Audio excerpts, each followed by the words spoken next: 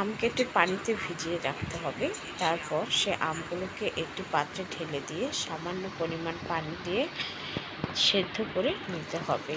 আম সেদ্ধ হয়ে গেলে একটি ঝুড়িতে ছেঁকে নিতে হবে। তারপর তার মিশ্রণ তৈরি করতে হবে। মিশ্রণটি একটি পাত্রে ঢেলে দিয়ে সেটি পানি শুকিয়ে নিতে হবে। যখন পানিটা কিছুটা শুকিয়ে যাবে তখন তাতে সামান্য পরিমাণে চিনি ঢেলে দিতে হবে।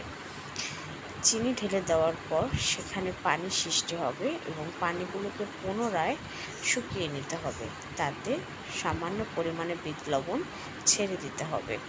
তারপর পাঁচফোড়ন ও চিলি ফ্লেক্স দিয়ে মিশ্রণটিকে ভালোভাবে নাড়াচাড়া করুন। যখন মিশ্রণটি নাড়তে নাড়তে এক পর্যায়ে এসে কালার পরিবর্তন হয়ে যাবে এবং ঘন হয়ে আসবে, তখন মিশ্রণটিকে একটি পাত্রে সামান্য তেল দিয়ে তাতে ঢেলে নিন।